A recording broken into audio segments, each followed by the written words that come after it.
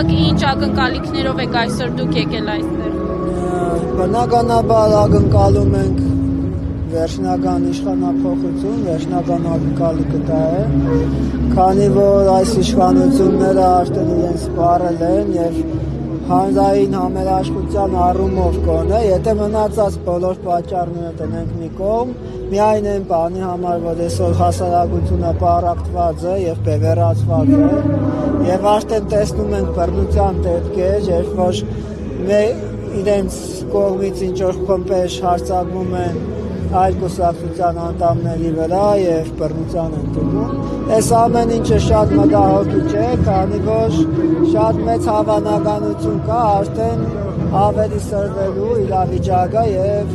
քաղաքացիական բախումների։ Այս դեպքում ես ժողովրդին կհորդորեմ, որ գոնե հանուն միասնության ընտրեն ինչ որ մի թեկնածուի, որի հետ կապված հանրությունը վախեր չունի, անցյալի ինչ-որ սխալների հետ կապված մարդիկ չեն և նրանց ընտրելով կարողանա մեր երկիրը համախմբվել, քանի որ մեր համախմբումը այսօր առաջնային հարց է։ Ինչ է կարծում Սրբազան հոր ապօրինի կալանքը, տնային կալանքը կփոխվի, եթե իշխանափոխություն լինի։ Դե միանշանակ կփոխվի, քանի որ այս ամեն ինչը պատվեր է, իշխանությունների պատվերն է եւ դա ակնհայտ է, միանշանակ փոխվելու է, եթե իշխանափոխություն լինի, իսկ եթե իշխանափոխություն չլինի, արդեն վիճելի է այդ հարցը կփոխվի թե չէ, որովհետեւ իրենք հետագայում ուզում են հարձակվել նաեւ եկեղեցու վրա, ինչի համար որ կարող է Սրբազանին որպես ուժեղ հոգեվորական պահեն կալանքի տակ, որպեսզի իրենց սև գործին չխանգարվի։ Այս առումով մի բան է կասեմ, մեր սիրելի ժողովուրդը պետք է հստակ հասկանա, որ ինքը եթե ընտրում է Նիկոլ Փաշինյանին եւ ՔՊ-ին, ինքը բացաշ բնականաբար դեմ է արդեն Աստծուն եւ դեմ է դուրս գալիս եկեղեցու, քանի որ Նիկոլ Փաշինյանը արդեն հարձակվել է ուղիղ ձևով եկեղեցու վրա եւ այն որ իրենց հարձակումը կոնկրետ անձերի հետ է կապված, կոնկրետ անձեր են, որոնց իրենք չեն սիրում, չեն ընդունում, այդ ամեն ինչը պարզապես սուտ է,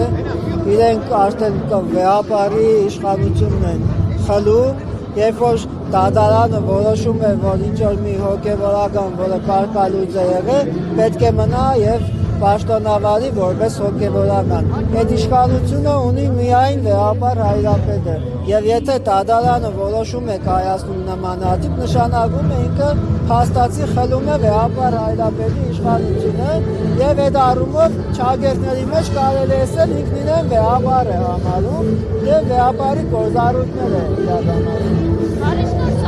Վերջերս Նիկոլ Փաշինյանը Գյումրիում հայտարարեց, որ այստեղ ընտրություններից հետո Գյումրիում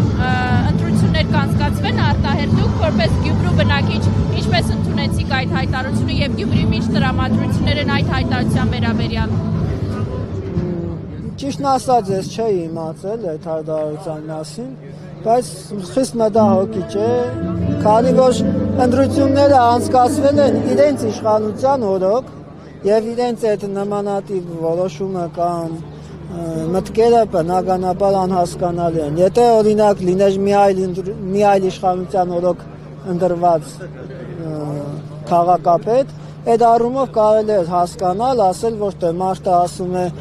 ուրիշ իշխանություն է եղել, ընտրակաշառքներ են արել, էս են արել, կեղծել են եւ ընտրել են իրենց ուզած թեկնածուին, բայց եղել է իրենց իշխանության օրոք ընտրությունը եւ ժողովուրդը իր կամքն է արտահայտել եւ եթե իրենք փորձեն նորից ընտրություններ անել, դա նշանակում է իրենք ժողովրդավարության դեմ քայլ են անում եւ փորձելու են կեղծել։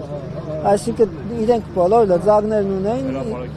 արտար եւ ազնիվ ընտրություն կազմակերպելու։ Հիմա իրենք դրանով ինչ են ուզում ասել, որ մեզ չի հաջողվել արտար ընտրություն կազմակերպել եւ ընտրությունը կեղծվել է, իսկ եթե չի կեղծվել եւ դուք արտար ընտրություն կազմակերպել եք, պարզապես չեք անցել, չեք ընտրվել, այդ դեպքում ինչ եք ուզում, որ ժողովրդավարություն չլինի կամ լինի այնպեսի ժողովրդավարություն, ինչպեսին ձեր սերտով է։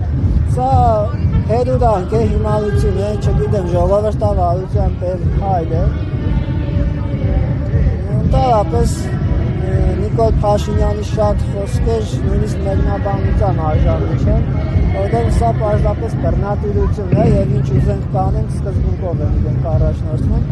Մեր ընդրված քաղաքապետին, որոնք մենք ենք ընտրել, Գյումրիի բնակիչներն են ընտրել, իրենք եկան եւ ինչ որ շինծու գործերով ծերպակալին տարան, դա անհարգանք է Գյումրիու բնակչության հանդեպ, Գյումրիու ընտրող քաղաքացիների հանդեպ։ Ես այդպես եմ գնահատում, սա պարզապես անհարգանք է մեր հանդեպ։ Բարի շնորհակալություն, մենք գիտենք, որ Նիկոլ Փաշինյանը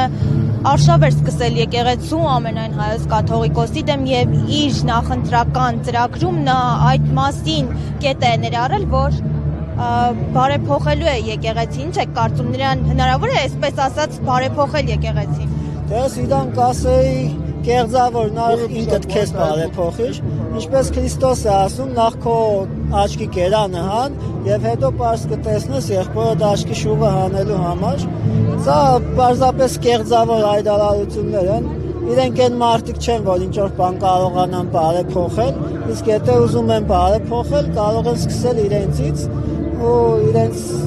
կուսակիցներից։ Իրենք երևի մինչև կյանքի վերջ չհասցնեն իրենք իրենց բարեփոխել։ Այնքան որ աշխատանք ունեն անելու այդ ուղղությամբ։